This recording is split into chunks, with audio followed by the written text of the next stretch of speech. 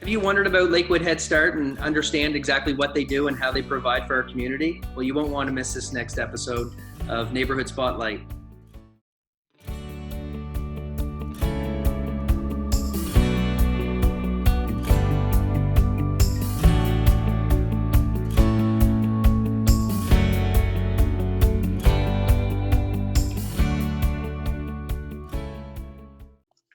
Hi, everybody.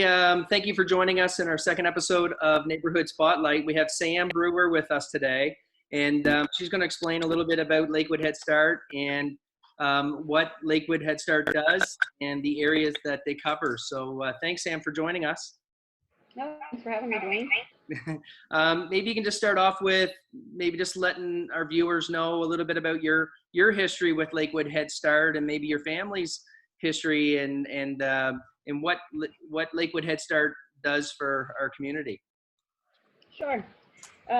So my mother is very active with Lakewood Headstart up until just this recent year, where she had to step down for some health reasons. But she was the coordinator at Lakewood Headstart, which is a food and clothing bank in our area, and so she was involved with that. And I said, hey, maybe that's something I should look into. Like, I was looking to do something with the community. And I thought this would be a great way because I get to spend time with my family as well. So my mother was a coordinator, so she does like the registrations and make sure that the Head Start runs smoothly. My grandfather, he was a volunteer there. He did all the pickups and the grocery runs. Now that my father's retired, he's taken on that role. Right. And both my sisters are on the board of directors as well. With me, and we volunteer when we can when we're not working. So it's kind of a family affair, but it's a nice way to give back to the community as well. So it's a win-win for me to be a volunteer there. Yeah. How many volunteers? So Lakewood Headstart. How many volunteers are involved with Lakewood Headstart?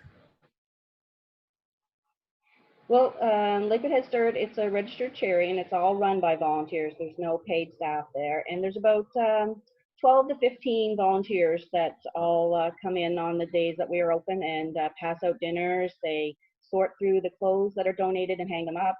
They assist clients. They put groceries away. They do all the pickups, any kind of maintenance around the building as well. They do all that. So. Yeah. Oh, that's fantastic. I guess as far as donations and that sort of thing, what is it typically that you would receive for donations?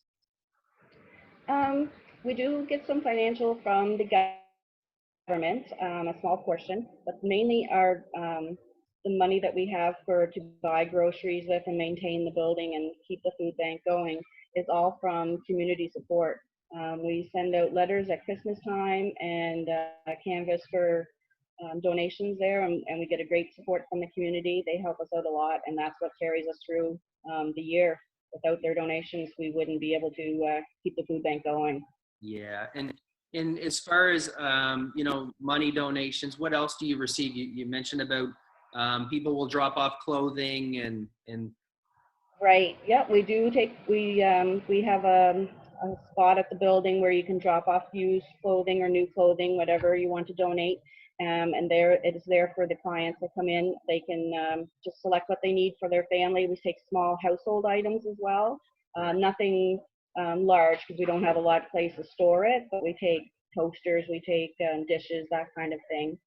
Right. We take food donations. If people want to donate non-perishable food, we take that for sure. And we receive financial donations. So. Right. And typically, and currently our clothing room is closed right now. Yes. Sorry, currently our clothing room is closed right now just due with the COVID crisis, but food is definitely one thing we're looking for right now. Oh, perfect. And where exactly are you located at? Our address for the site is 234 St. Martin's Road is where we're located. And we're open every second and third Thursday of the month.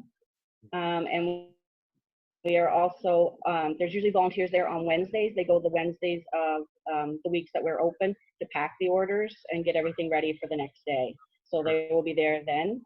We Yeah. also have a Facebook page where you can leave messages if you have donations or anything that needs picked up. We can do that. Yeah. And we have our phone number, which is 696-6164, which has a message system. And if you leave a message there, and if you have anything to donate or need anything picked up, or if you need an emergency order or anything like that, you just leave a message and we'll look after you. Yeah. Wow. What areas do you cover, Sam? Our areas go from St. Martin's all the way out to Baxter's Corner and into as far as Lakewood. Yeah. That's our area that we, so anyone in that area that needs assistance, even if it's in the short term with this COVID crisis going on, can just come and get down to the building. And if they're new to the food bank, we'll fix them up and get them all set up. And if they have been there before, that's fine. We'll get, they can get their grocery orders. We pass out grocery orders the second and third Thursday of every month. And it's enough food to keep them going for at least 6 to 10 days. And it's been a real big help for a lot of people lately. Yeah. And are you allowed to say, like, how many families would you say that you help in a run of a regular period? Currently, we have about 40 families registered with us. Yes. So that's like a monthly, we help about 40 families. Around the Christmas time, we do about 80 families. Really? Yeah. Yeah. Yeah. And are you short on anything right now? We are. We were just doing an inventory of our the stock room there, and we're low on pretty much all of our canned goods, like canned soup, canned vegetables, canned meat, crackers, cookies, anything like that that we put in the orders for the kids. Hot dogs, juice, I think was the main things that we were really short on, but any non-perishable items would help at this point. So. Yeah, perfect. Good. Okay. Well, that's great, Sam. I really appreciate you you sharing this information, and it's nice to be able to try to get this out there so that we can see if we can get a little bit more help for the families and in Lakewood Headstart. So thank you so much for joining us today. Well, thank you, Dwayne, and I just want to say the support that we have got from the community has been great, and we appreciate every bit of it, and I want to say thank you to them. Yeah, perfect. Thanks so much.